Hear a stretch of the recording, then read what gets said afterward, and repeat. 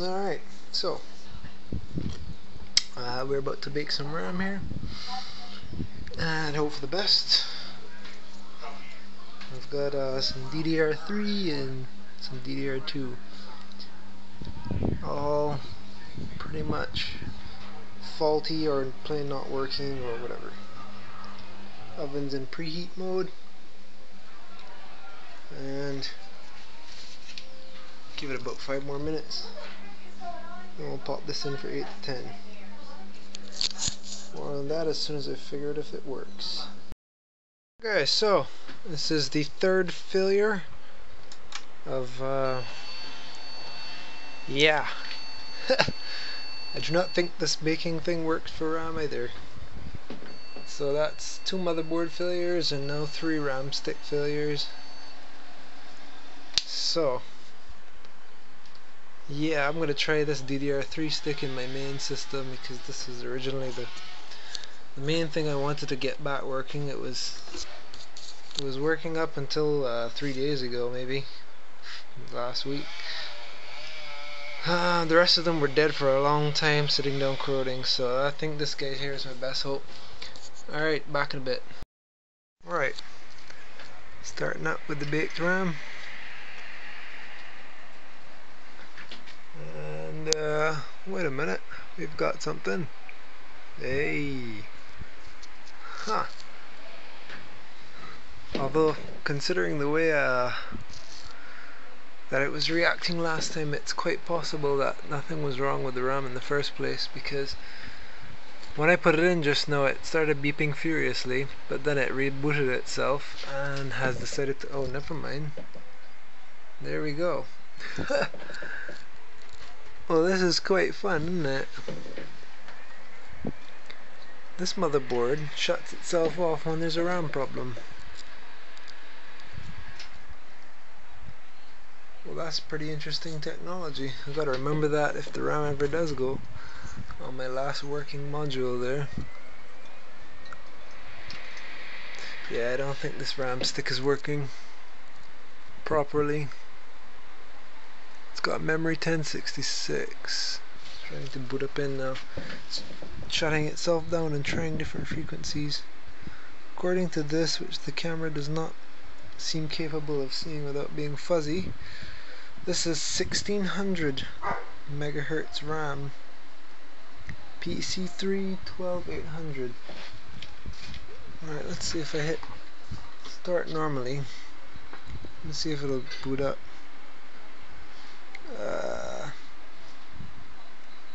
So what it looks like is it had to clock the RAM down to the lowest factor possible in order to get it to start up. So maybe I'll see if I can stick this one back in and get it working again. Yeah, get it working at 4 gigs. I was trying to play a game earlier, and having 2 gigs is terrible. You cannot minimize without spending considerable time hearing your hard drive crunch away, trying to make up for the lack of RAM. It's terrible. Alright, well anyway, yeah, seems like baking did not help or subtract, I guess, take away from this in any way. I was just prematurely calling it dead when it really wasn't. I'm going to see if I can get the 2 of these back working. The DDR2 RAM is definitely dead. That doesn't help at all. It's possible maybe if I got in the motherboard and underclocked it, we might be able to use it in there. That's something I'll have to try another time, since I must get some work done. But interesting stuff nonetheless. Alright, over and out. RAM baking, not so much. Okay, quick note, learned something interesting. We have it now running both modules at a higher frequency. It was at 1033 earlier. We're now running at 1333 on the memory. What happened was this particular motherboard was actually undervoltage, underpowering the memory.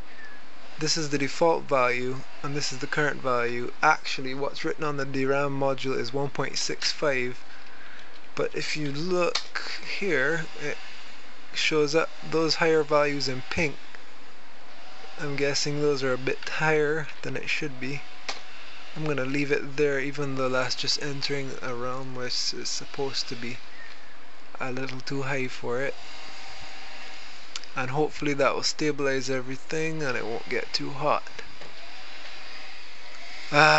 Makes you wonder what these boards are really about when they can't detect these basic settings. I don't know if there's something on the RAM that it can actually read and find out what it's supposed to be at. Another thing I found too here, is it here? Yeah. In the timing, I had to set these three values manually. As you can see, the default is 7, whereas on the stick again it's marked that these should be 9, all of them.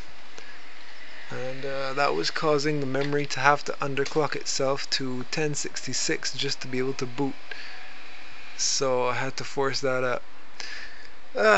Motherboards are so strange. Anyway, now that I have everything running properly again, although the memory is marked to run at 1666, the highest, as you can see here, is 10x, so we'll have to leave it as is. No problems there. I'm just glad I have 4 gigs again, and we should be alright, I think. Gonna give it a reboot now with that slight voltage increase. Make sure we don't have any catastrophic failure. Alright, there we go. And we're set. I do believe we're back in action. 4 gigs. No problems. So, next time you have strange issues with your machine, check to see your motherboard isn't setting your RAM or any other settings of your hardware to values which it's not actually supposed to be running at.